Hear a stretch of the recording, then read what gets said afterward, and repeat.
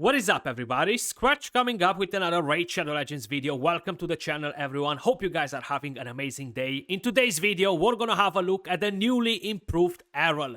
He's such an OG champ, and he finally got a bit of a rework, a bit of a buff, and I can definitely say with confidence that he's much better than he used to be.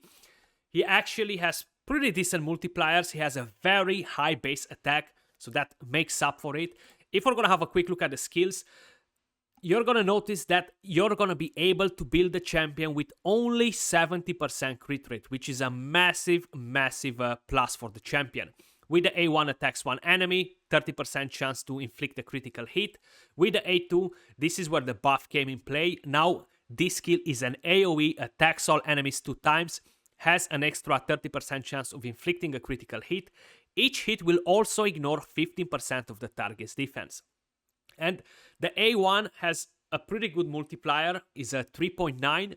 The A2 has a 1.85. Fairly decent, I would say. Not many champions have such a good multiplier, and to ignore defense, and to have such a crazy high base attack. The A3 attacks one enemy, removes all debuffs from this champion, and steals all buffs from the target before attacking, which makes him great for the magic keep. And yeah, you could potentially say that I can use him in arena as well. How I'm always saying it, Force Affinity is a bit at disadvantage when we are talking about offense, but that doesn't mean that you cannot use him in a 3v3 arena, and just generally even in classic arena. Not everybody's gonna fight teams with Duchess all the time, you know. So as an idea, now he is pretty powerful. This skill grants an extra turn if the target is killed. So you might want to open with this skill, get the extra turn, and then move over to the A2. We have an attack aura for all battles. He's gonna be a beast in Faction Wars.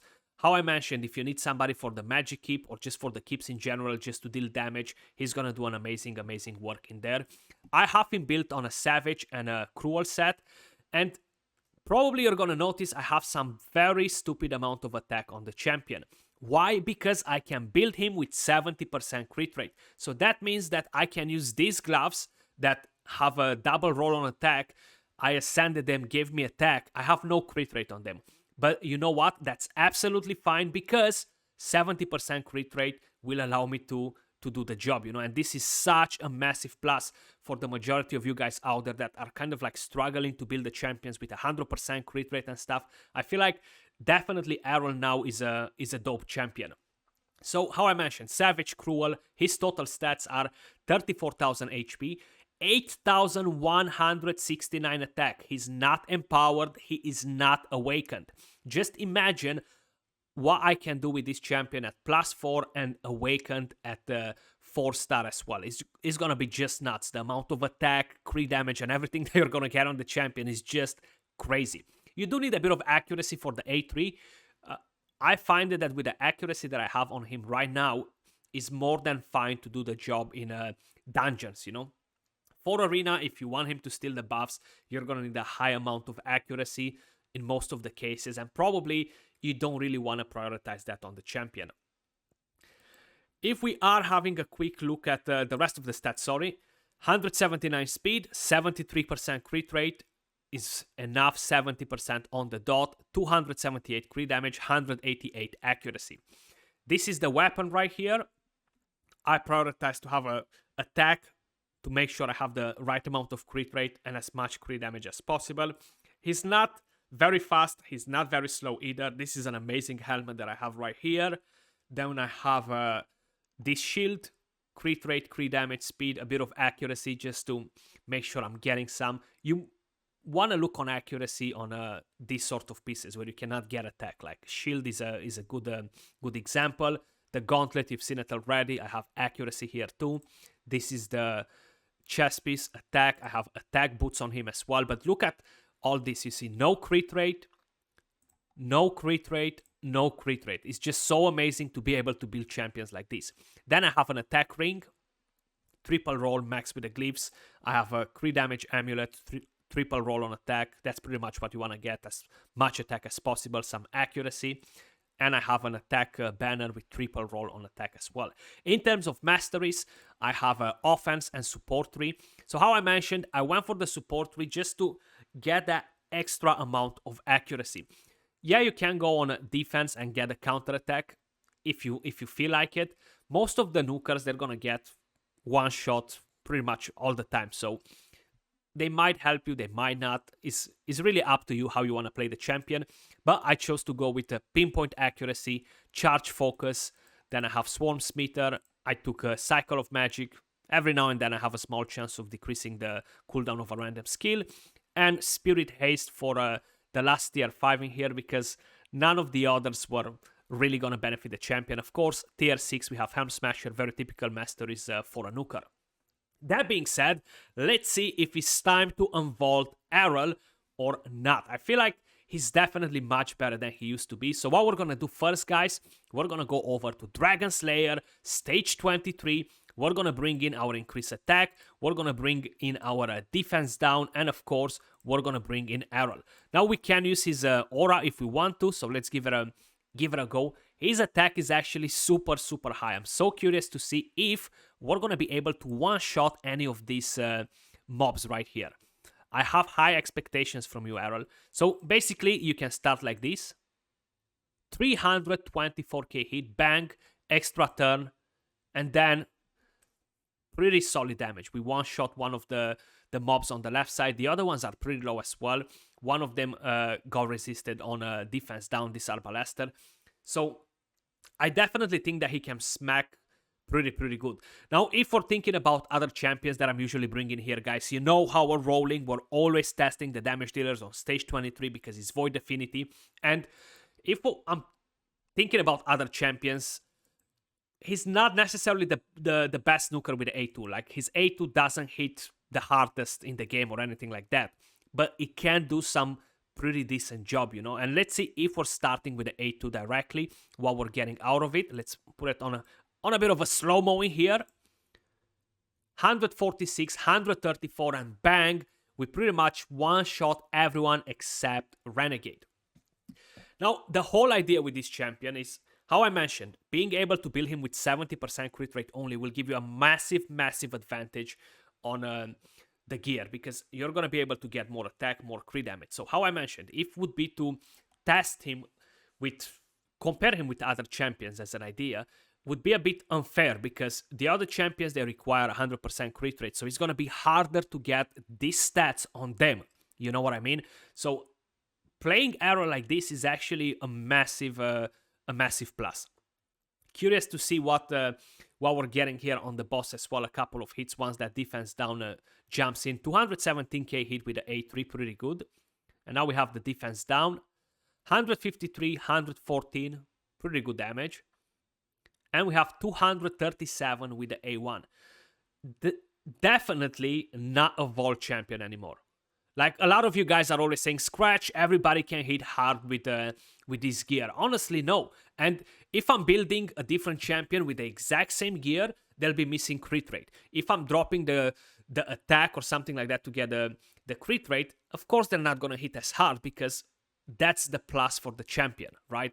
You are able to build him with 70% crit rate, and he ignores defense now. He has the AoE. So I definitely think that Errol is a viable option for a PvP now. And how I mentioned, we're going to take him in for a spin on the Magic Keep. We're going to go in on the Faction Wars, because I'm on the test server, so I'm able to test different things because all my crypts are open. So if we're going to give it a go right here, this is kind of like a standard team that I'm running. Of course, I don't have Errol usually in here. I just booked him up today and gave him Masteries. But the good thing here is that he's gonna steal the shield from the boss. He's gonna steal most of the things, you know. So that's actually pretty juicy. Seems like I actually opened with the A2 here. I think I had the preset made wrong, but 327k hit on that boss. Very nice. Errol, 642k damage. Seer that just melted two of the waves, 819k damage. So that definitely says something. So let me just quickly check the presets on him. So right here, yeah, he's opening with that skill. Let's see if we're opening with the A3 instead. I'm just hoping that he's not gonna target the mobs instead of the boss, you know. For some reason, after I added Ghostbone to the team to give me that increased attack, he started targeting the mobs instead of the boss. Not sure why. I'm still kind of like trying to figure that out. You see, he went for the mob instead of the boss, but I don't know why. I don't know why, actually. If I would remove Ghostborn, which I'm going to do in the next run, he's going to go directly for the boss. And of course, not everybody's going to run the exact same team. 165k with the A1 and is a pretty good farm. You might not have the same champions in your team. And honestly, just having him in there to steal the buffs from the boss is gonna ensure that the fight is not gonna take as long. This boss is pretty annoying with a massive shield, and the other good part about it is that you don't really need a support champion to keep Errol alive. Once he steals that shield from the boss will have absolutely no chance in one-shotting your champion, and Errol is just gonna melt it. You see? Now he actually went for the boss, but I'm not sure why. Maybe if he can one-shot one of the mobs, he's gonna do that instead, you know? But hey, look at the shield that he has, you know, like he's not gonna get one shot no matter what. And soon, hopefully he's gonna use that A3 again if Seer doesn't uses the Karma Bun, which she just did. But honestly, he's great for the Magic Keep. He's always been pretty good for the Magic Keep, to be honest. If we're gonna go over to Faction Wars, so let's take them in for a spin in the Sacred Order Crypt. He's actually pretty juicy here. He's gonna bring tons of damage. I can actually drop one of the champions. I don't need to go full powering here. Curious to see how they're gonna compare in here. Now Cupidus has his benefits with Venus, of course. There we go, the extra turn. Pretty good. I'm definitely gonna keep him in my Faction Wars because I'm kind of like lacking that extra damage dealer. Even though I have the champions, I just didn't really build them. You know, like I have Constantine, which he doesn't really have a very good gear on. He's pretty good too here, but I feel like Errol ignoring defense now and stuff without being unconditional and being able to build him easier. I'm definitely gonna have a better gear for him than I have for Constantine, you know. So I'm very positive that I'm gonna keep him in my Faction Wars team. Yeah, that Rowan hits so hard, man. Whenever this boss allies attack, is just crazy how powerful the mobs are here. And bang, damn, that Brimstone Unprotected doesn't look great at all. But here we are, guys. We have Cupidus with 892k damage. He died a bit early, unfortunately, but he melted the first wave. And Errol with 897k damage. If we're gonna go over to Arena and see what we're gonna be able to do with the champion there, I should be having some teams in here. You see, we have that Duchess, not that great in there. That's kind of like the main issue. But we should be able to attack some other teams in here that don't really have a lot of spirit champions. Hopefully, maybe we're gonna give it a refresh and find something else. We have Cupidus Venus. Yeah, we can go against that actually. So let's give it a go. Let's give it a go and see how he's gonna perform here. I can't counter the shield if that Necrot is on a bolster, so it's not like I'm gonna be able to use a Baron, but that's fine. We're still gonna give it a go like this. My Duchess is not as fast as she used to be, which is fine. I'm gonna bring in my Warlord, bring in an Necrot as well to protect. If no, I think it's gonna be extremely hard to beat this Cupidus Venus without Necrot protecting my my Errol. Very curious to kind of like see how he performs. I would personally never use a Force champion in offense for Platinum Arena because it's full of Duchesses everywhere, you know. But how I mentioned, Tag Team Arena, 3v3 Arena is still a massive issue for a lot of people. Not everybody has a gear for not everybody has so many champions available, so it's definitely a good idea to use him there. So bang, let's take Jingwon down. He was the biggest threat in here. Then let's take that Venus down, 144k, and we still have the A2 available. I see that that Cupidus is on Stone Skin, so that's a bit annoying, but you know what? We're gonna exterminate that Necret. No defense down, and he literally stood no chance. 4K hit on him after the reaction disappeared was pretty much game over. So now it's gonna be a lot of counter from that Cupidus.